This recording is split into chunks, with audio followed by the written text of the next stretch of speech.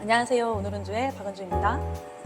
뷰티로 따지면 제가 한 18년 정도 한 것 같은데 그 18년 안에 직원으로도 한 6년 정도 일을 했던 것 같고 자영업으로도 또 일을 했었고 지금은 제가 프랜차이즈 사업화에서 사업으로 한 것도 지금 한 6, 7년? 굉장히 다양하게 일을 하다 보니 코치를 해줄 수가 있는 것 같아요. 그 기간 동안 제가 축적했던 것들이 굉장히 많이 도움이 되기는 하더라고요. 그래도 제가 이렇게 한 업종을 여러 가지로 해봤으니 도움이 되는 분들이 있으실 것 같아서 이걸 좀 압축해서 알려드리려고 시작한 게 유튜브예요.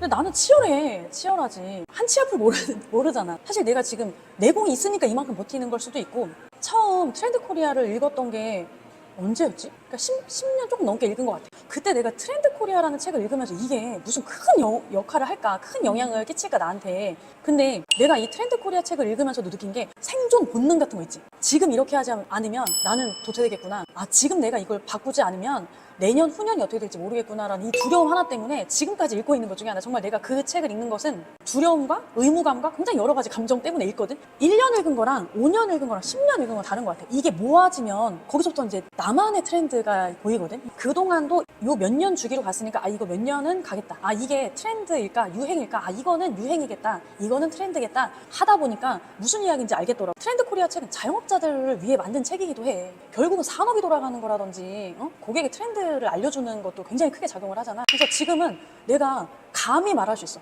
트렌드를 읽을 줄 알아야 버틸 수 있다는 거. 지금은 열심히 한다고 버틸 수가 없어. 남들은 공무원들 8시간 하는 걸 나는 12시간 이게 자랑거리가 아니라니까. 그러니까 방법, 요령을 알아야 될 것 같아. 요령. 지금 다시 처음이라고 생각해보면 좋을 것 같아. 내가 자영업을 10년을 했든 20년을 했든 내 생각에 팬데믹 이후에는 0이라고 생각해. 다시 0에서 시작했다고 생각을 하거든. 가끔 그 멘붕 오고 현타가 오는 것 중에 하나가 난 자영업을 20년 했는데 지금 1년 안에 내가 이렇게 잘 된다고 여기에서 현타가 아마 오실 거야. 오늘이 처음이라고 생각하고 첫 번째 해볼 게 수학 분석. 수학 분석은 다양하게 나에 대한 문제, 시장에 대한 문제를 더불어 볼 수 있기 때문에 현재 내가 지금 하고 있는 일에 수학 분석을 해서 내가 지금 강점은 뭐고 약점은 뭔지 내가 하고 있는 업은 시장에서 위기가 뭐고 기회가 뭔지를 꼭 한번 파악을 해봤으면 좋겠어.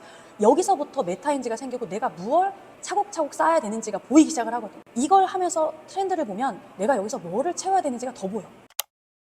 내 철학 중에 굉장히 강한 것 중에 하나가 뭐냐면 그냥 나는 늘 항상 평온하고 기분이 좋은 상태를 유지하는 게 나의 첫 번째 목표야. 굉장히 중요하게 생각해. 뭐 멘탈도 여기서 나는 시작한다고 생각을 해. 그래서 나는 평소에 기분을 좀 유지하는 거. 내가 예를 들어서 갑자기 기분이 다운이 돼. 그러면 작은 노력으로 다시 좀 올라갈 수 있거든. 그러면 멘탈 관리가 돼. 왜냐면 이걸 그냥 두면 걷잡을 수 없이 내려가면 진짜 이거 멘탈 붕괴거든. 평소에 조금 늘 유지를 하는 게 나는 좋다고 생각을 해. 이게 되게 누군가한테 이질감이 있을 수 있는데 난 주파수를 굉장히 중요하게 생각을 하거든. 주파수를 좀 높이는 노하우들을 가지고 있으면 생각보다 멘탈이 확 내려가는 건 없는 것 같아. 내가 이걸 10수년 해보고 느낀 거야. 정말 이게 이제 내 노하우라고 볼 수 있어. 내가 엄청 큰 회사를 운영하는 건 아니지만 원래 했던 일에서 점점 일이 커지니까 괜찮아? 많이 물어보는데 생각보다 나 되게 행복을 많이 느끼면서 일을 하는 편이거든. 그게 평소에 내가 그런 관리를 좀 많이 해서 그런 것 같아. 내가 써놓은 것들이 몇 가지가 있어. 첫 번째로 써놓은 게 감사일기 쓰기야. 근데 내가 이걸 언제 느꼈냐면 며칠 전에 진짜 번아웃이 왔는데 번아웃이 좀 세게 오면 나는 몸이 말을 안 듣더라고. 몸살이 난 것처럼 아침에 힘이 든 거야. 내가 가지고 있는 여러 가지 방법들 중에서 뭘 해도 이게 잘 안 돌아오는 거야. 그래서 내가 도저히 안 되겠어가지고 이제 패드를 켜놓고 거기에 감사일기 써봤어. 그러니까 뭐 별거 없어. 뭐 오늘 아침에 일어날 수 있음에 감사하고 내가 숨을 쉴 수 있음에 감사하고 뭐 여러 가지 있잖아. 중간쯤 썼을 때부터 내가 정말 신기하게 입가에 미소가 지어지는 거야.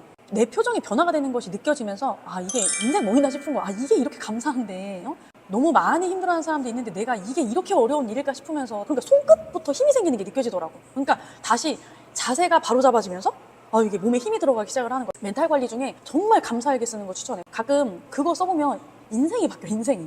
이 헤르츠마다 도움되는 것들이 많이 달라. 528 같은 경우 몸의 이완을 도와줘. 아까처럼 내가 몸이 움직이지 않을 때 그게 이제 뭐 신경 쪽에 영향이 있는 음악이니까 사람이 건강한 사람의 주파수에서 내려가기 시작을 하면 첫 번째로는 질병을 끌어당기고 두 번째로 암을 끌어당기고 그러다 사망까지 가는 거예요. 사람 몸보다 주파수가 높은 아로마 중에서 로즈 아로마 같은 경우가 주파수가 제일 높거든. 근데 주파수가 높은 로즈 같은 경우는 비싸. 근데 라벤더 같은 경우는 주파수가 높으면서도 그렇게 비용이 비싸지 않단 말이지. 그러니까 이런 걸 찾아서 평소에 가지고 다니면서 아로마 좀 쓰는 거야. 얼마나 좋아.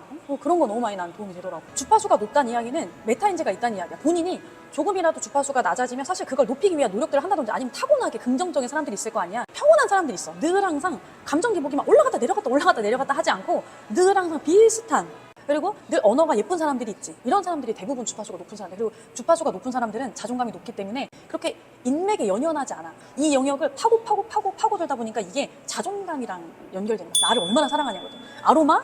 별거 아니지만 나를 사랑하지 않으면 실행까지 어려워. 자꾸 그 법칙들을 좀 궁금해했으면 좋겠어. 눈에 보이는 것들이 다는 아니거든. 눈에 보이는 것들을 다 따라할 수 있는데 눈에 안 보이는 비밀을 찾아야 사실은 그게 요인이거든, 성공에.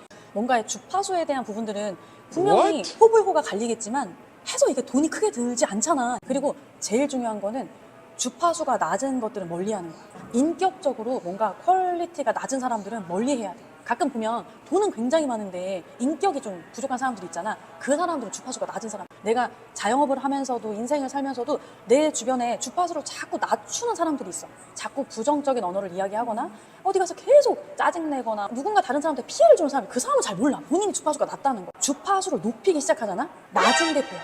내 주파수를 높이기 시작해서 그 주파수에 맞는 사람들이 보인다. 그런 사람들이랑 가까이 해야 되는 거야. 그게 나는 운의 영역이라고 생각을 하거든. 그게 운인 거야. 그래서 나는 자영업도 굉장히 표면적으로 노력해야 되는 부분들이 있는가 하면 그렇게 해도 안 되는 부분들은 운의 영역이라고 생각하는데 이건 내가 스스로 만드는 거라고 생각해. 그거 누가 알려주지 않거든. 그리고 자꾸 그 비밀을 주파수가 높은 사람들 옆에 가서 배우도록 해야 되는 거야.